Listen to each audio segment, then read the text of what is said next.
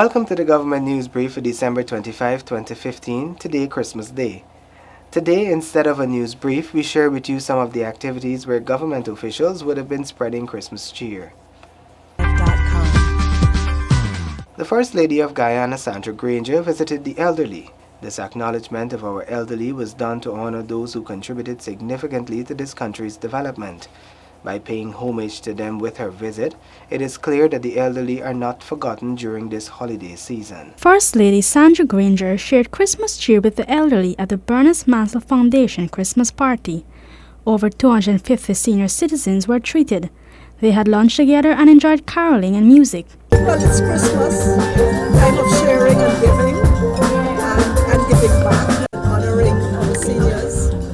And I think one of the least things we could do at this time of the year, or at any time, was to honor them, and since this is Christmas, share a meal with them.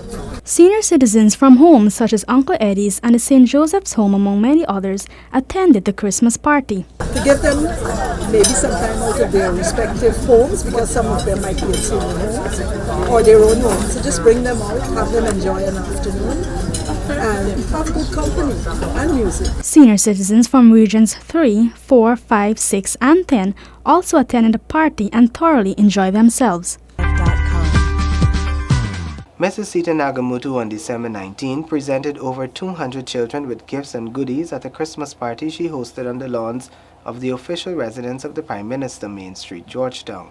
We now take a look at the activity, which was also attended by First Lady Mrs. Sandra Granger. To get on with the entertainment and the food and the face painting and so on. So please go ahead and enjoy yourself. The children were drawn from several churches and orphanages in the city. They were entertained by live steel pan music, dances, and storytelling. My Christmas message to you is: be kind to others, show concern for others, love your neighbors, your friends, your teachers, your parents, and everyone around you.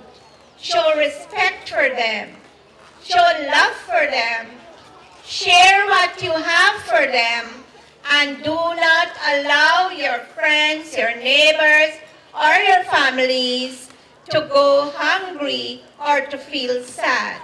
Santa distributed gifts, prizes, they were face painting, and of course lots to eat and drink. It was one of several parties hosted by Mistress Nakamoto.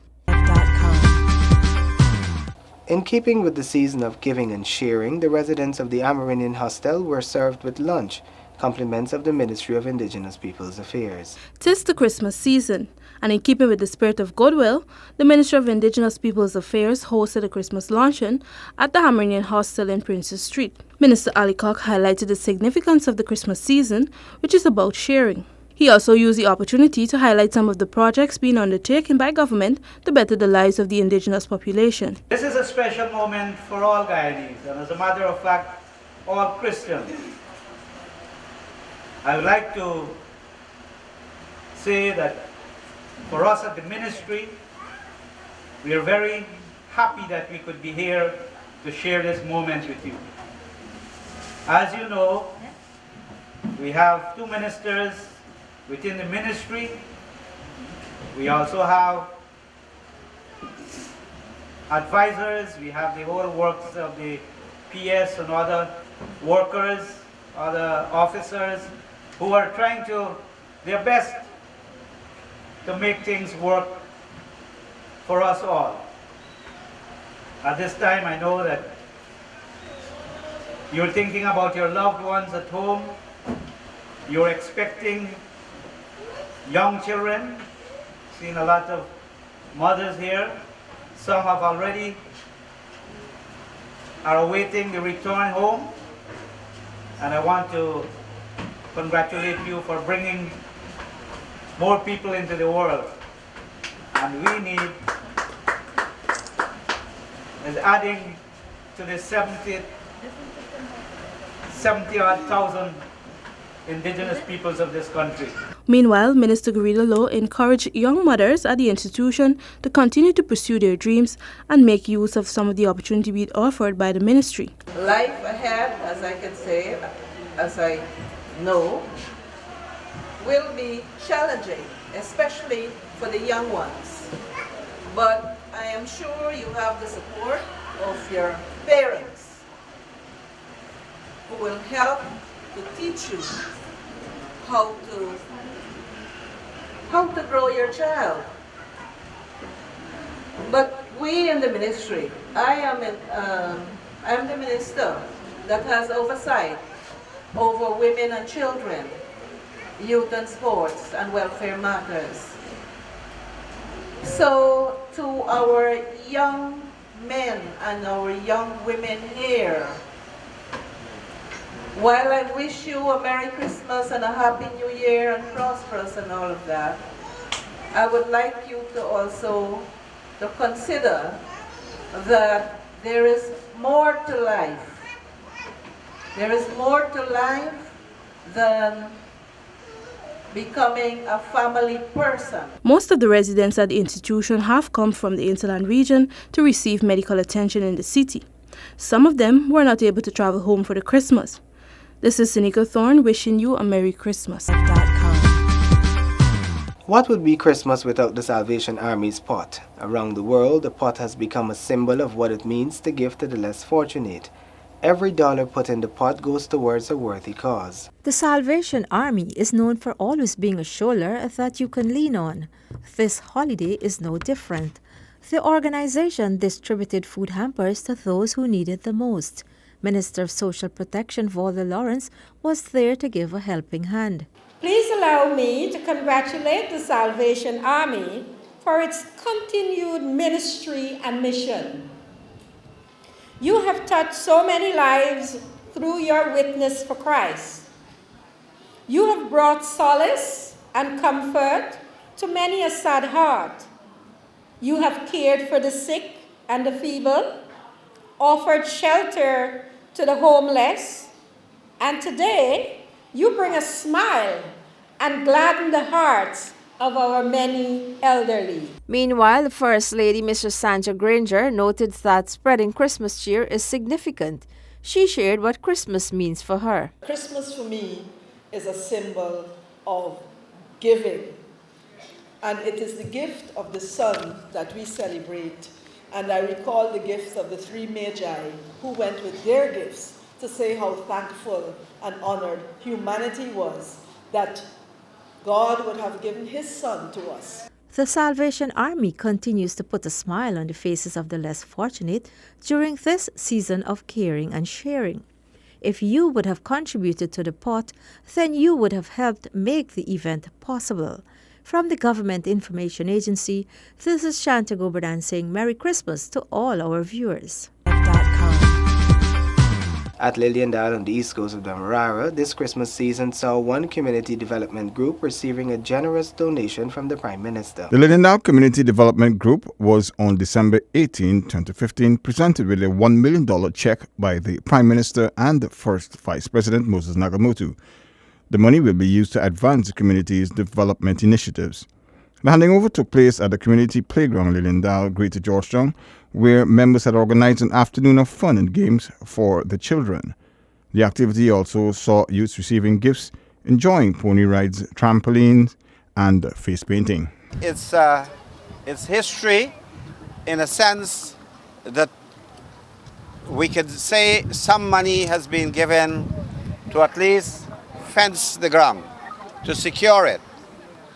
And we will work together with your community group to see that facilities are put here for the kids to come and to have recreational activities.